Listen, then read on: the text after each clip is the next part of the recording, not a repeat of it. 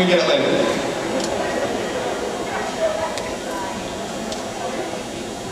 We, as students, from 2006 to 2010, are a wartime class.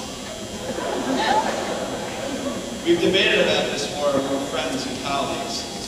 Many of us would even say that this war is pointless and hopeless, and that there's no end in sight. And that the administration that started this war did not foresee the long-term effects that it would have on its people. I'm speaking, of course, about the war against hats. It's ruined lives and families all across the school. It's brought some of the school's toughest kids to tears and mental breakdowns. I'm going to say this in defense of the no hat rule. Some statistics were released in the New York Times this morning about it. It says that gang participation in Bethlehem is at 0%.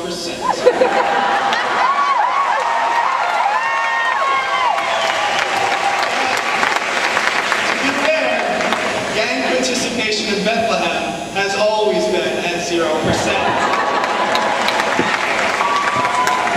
This is our awesome senior prank. We all showed up wearing hats today.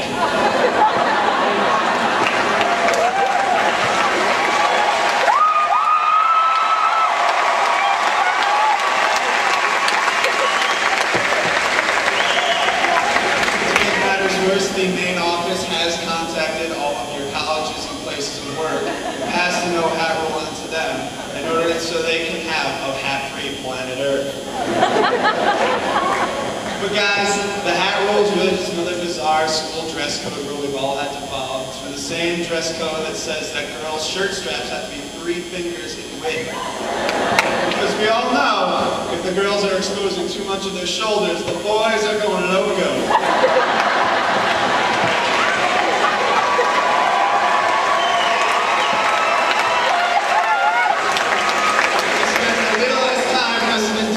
And a lot more time checking out some sexy shoulder blades. Don't get me wrong, guys. I'm not just here to bash the administration that runs this fine institution. I really want to applaud them on their cancellation of night games.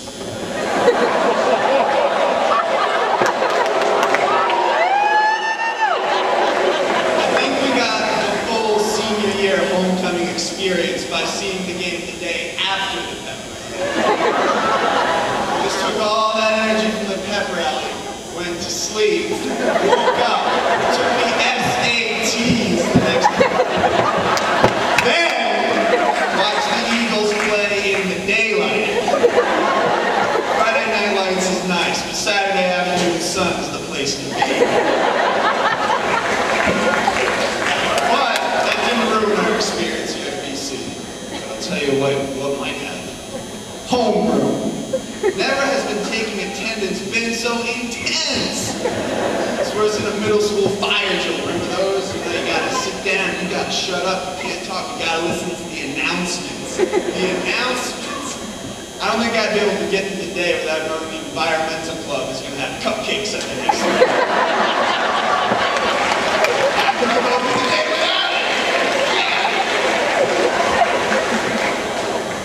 But now I'd just like to take a brief moment to reflect upon the past. There are moments in life, everybody has these, and they change you in some way, forever. They can be big changes, or just small ones. Tonight, I'd like to share with you some of those moments from my life. April 27th, 1992. I was born.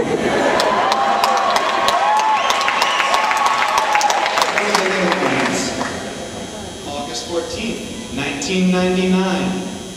First use of the toilet. I was 7.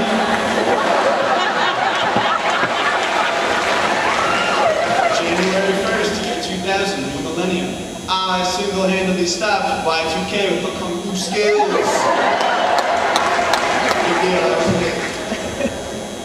March 12th, 2002. I farted in class and successfully blamed it on someone else. It wasn't the last time. It was far from the last time. October 19th, 2009.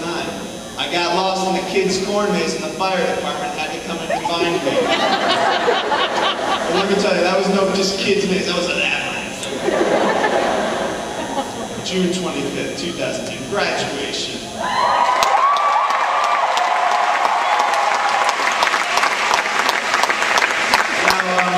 These next few dates haven't happened yet, but I'm pretty sure this is how the future's going to play out. So, February 12th, 2025, I become president.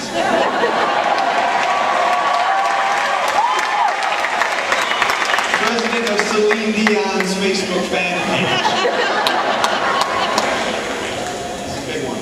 October 22nd, 2029. Bethlehem repeals the no-hat rule, and gangs immediately take over the hallways.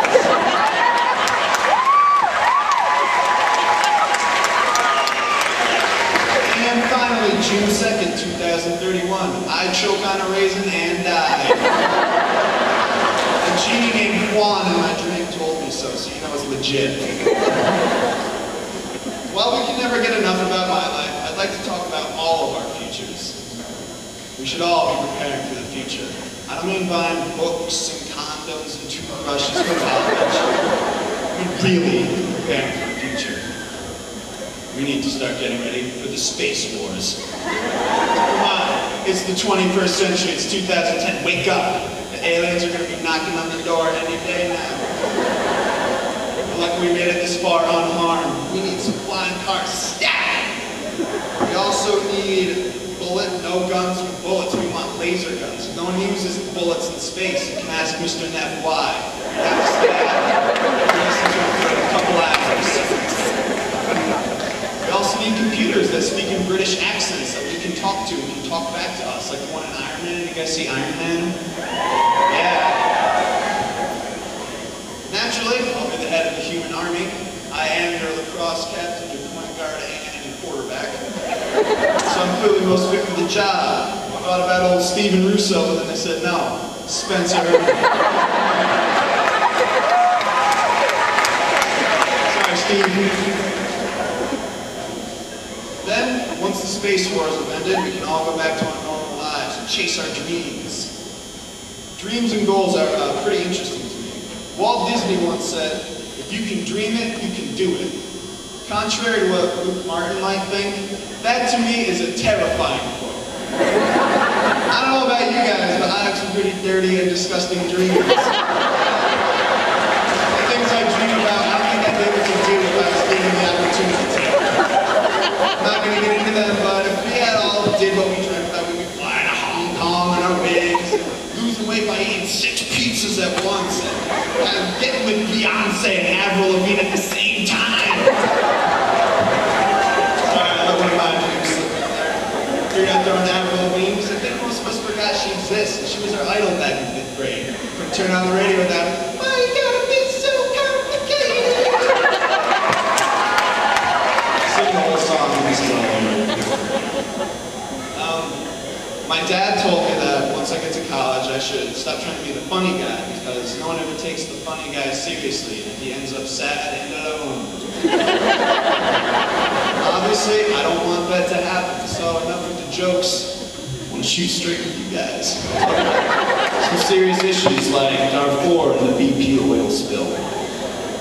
I actually don't know what kind of views you can have on the oil spill, other than that it's bad. So it's getting late, and you guys are getting ready to go, so I'll finish up here. Hope my mom is proud of me. I am her second son to deliver a speech at BC graduation, and her first son to not get into Notre Dame.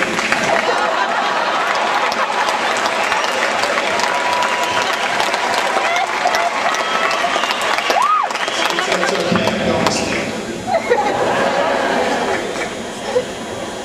Anyway, parents, thank you all for coming. And class of 2010, I think you've all just done great. So congratulations, and it's time to say goodbye to the school we all love so much. I guess I'll see you guys in a few years on the front lines of the Space Wars. Peace!